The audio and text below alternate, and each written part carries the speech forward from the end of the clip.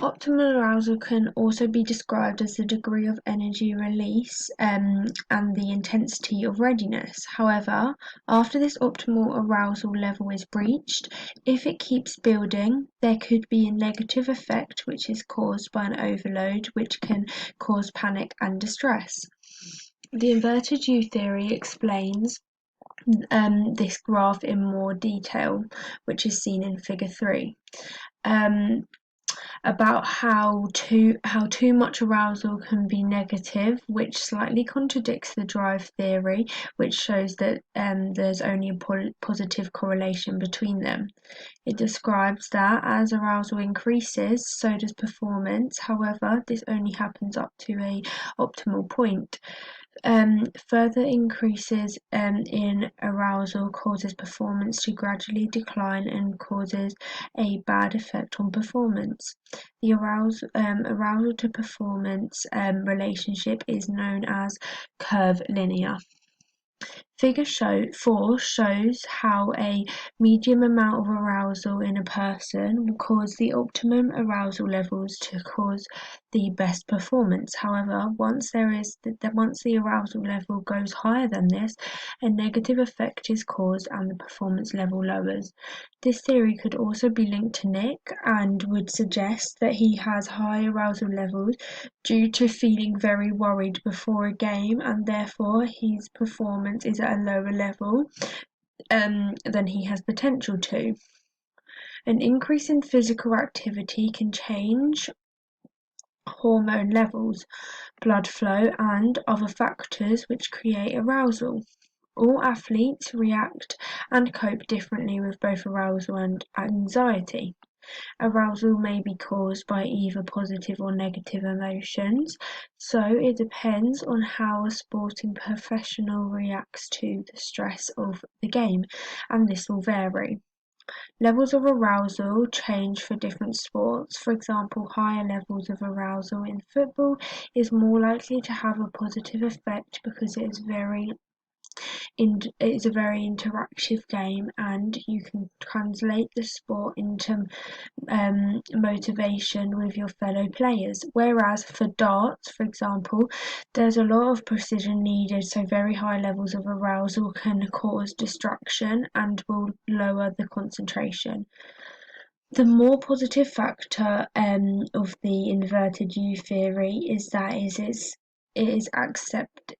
it has acceptance of worsened performance if under or over aroused. However, does optimal arousal always occur in the midpoint of the curve, or can optimal arousal occur at different points in different people?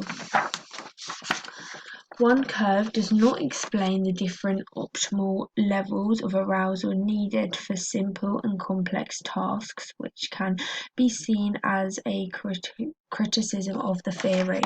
Now we're moving on to scenario 2, the netball example. Stress could be the main reason why Sarah doesn't perform as well in league games because it can cause a lack of concentration and focus.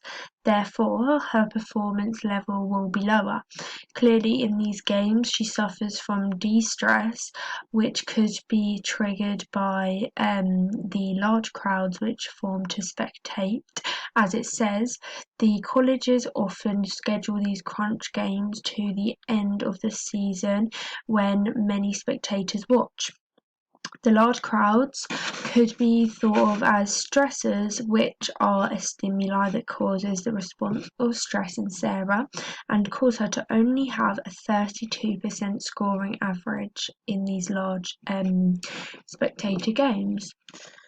There are many different examples of stressors which can cause a person to become stressed, and they could be related to the sporting environment, such as a loud crowd, lots of dependency to win the game, injury, which can cause high levels of stress if it becomes worse during, or just general apprehension before the game. However, a person may also feel stress which is related to other factors which can affect the game, such as going through a divorce, loss of a loved one, or money problems, which can affect performance and cause a lack of full-on concentration. From scenario 2, we can see that in contrast, Sarah's teammate Rachel experiences eustress as she has a positive reaction to stress. For example, she seems to thrive on the atmosphere and challenge of the tough games. Eustress can increase focus, attention, and skill level. Some athletes actively seek and need stressful situations to perform better, for example, Ronaldo. This explains why Rachel doesn't seem to understand how Sarah may be stressed about, and the environment has a more of a negative effect on her performance than positive. Somatic anxiety is the physical aspect of anxiety which is associated with increased heart rate and breathing rate and blood pressure, and it has the same symptoms of arousal but is triggered by cognitive anxiety, which is the worry and fear of negative evaluations of performance. Sarah is likely to get anxious by the sport environment before the game, with the big crowds and pressure by teammates to succeed, which causes her to worry a lot before the game begins, which shows the cognitive anxiety. This can be supported because in training sessions where there isn't a lot of pressure and spectators on her scoring average goes up to 86%, and this shows that the anxiety she experienced before big matches affects her performance in a bad way.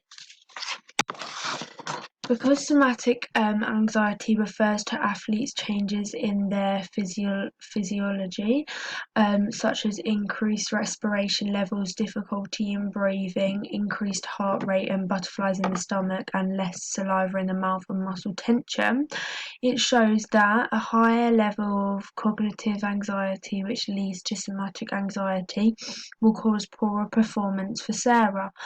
Because Rachel doesn't suffer from anxiety, she still thrives off the stressful situation. It shows why she has a much higher scoring average and performance level in games compared to Sarah. Competitive anxiety is where a performer specifically perceives competitive sporting situations as potentially threatening. For example, Sarah correlates league games with large crowds and pressure and therefore sees it as a threatening situation. In 1989, Hackford and Swevenmenska said competitive state anxiety usually follows patterns of subjective feelings of tension and inadequacy compared to the heightened arousal of the ANS. Both elite and average sports performers experience intense anxiety before and during performance, and elite performers train to control anxiety and stresses at crucial times. There are different factors which can affect competitive anxiety, which include pre-competition factors such as fear of failure, mistakes, bad performance, the importance of the event, or injury, which Sarah must have in the back of her mind, which builds up her anxiety. Furthermore, there are during competition factors which can affect the anxiety, such as evaluating others during the game or getting distracted by spectators. Anxiety can be measured through looking and observing a person. During questionnaires and observing physiological factors such as heart rate and sweat levels, increased arousal is mainly due to the release of chemicals in the body such as adrenaline and noradrenaline. However, beyond a certain point, too much anxiety over a long period of time actually begins to interfere with our performance. So, somatic anxiety, being the physical manifestation of anxiety, is the mental part of anxiety and causes us to worry, and the higher levels of fear and panic this anxiety causes, the more likely a person is to become over-aroused. This is important as it shows that the anxiety that Sarah experiences doesn't have an overall positive effect on performance, as it causes over-arousal, which means that she can't incorporate important tips from the coach.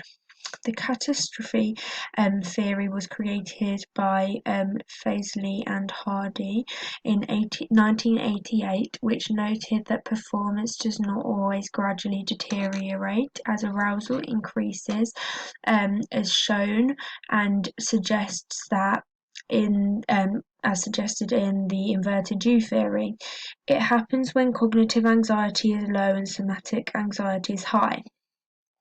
The performance follows the inverted U. When cognitive and somatic anxiety is high, the performance follows the inverted U to a point, and then there can be a dramatic decline after a certain point.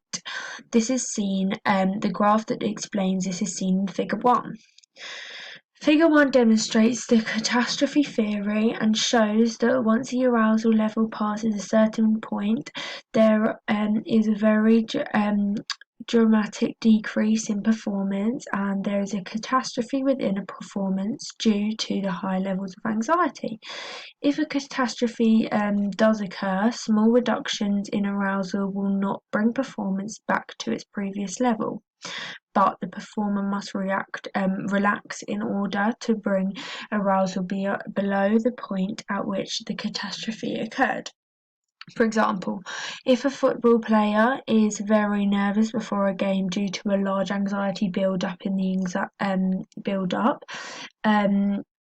something that happens during the game to cause overly high arousal levels, for example, general aggression from a different team player, will have a catastrophic effect on their performance because it kind of triggers it. Research has supported this theory, however, testing is difficult because it's hard to assess someone mid-game and it does not predict someone's performing efficiency. In 1976, Nidifer argued that increased arousal levels could cause changes in attention and concentration. He suggested that high levels of arousal can occur when athletes have too much information to attend to at one time, and this causes an effect on the performance. For example, narrowing the athlete's attention field, causing them to attend to a wrong cue, and the athletes have individual differences and preferences for the level of anxiety that is optimal. For example, athletes feel in full control, effortless performance, execution of skills, which brings fun and enjoyment, and feeling completely confident, causing the player to scan the field less often to be aware of the situation.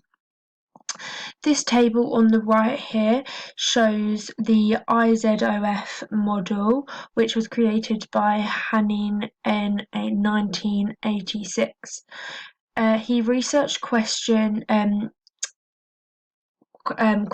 that there are individual differences in the way people respond to anxiety. He found that some athlete and very professional athletes succeed when anxiety was low, while others achieve success when anxiety was high. Hanin concluded that each athlete has their own optimal level of anxiety which can produce their best performance. An optimal level of anxiety is not a point or threshold which the inverted U or catastrophe theory suggests, but it is a bandwidth. In relation to this band, the athletes are either psyching up or not, and they exceed their threshold for arousal at this point. There are simply either within or outside the zone of anxiety that their individual preferences. Research supports this theory and is a better predictor than the inverted U. However, there is no explanation of how IZOF develops generally or why the best performers are likely to be in the optimal zone.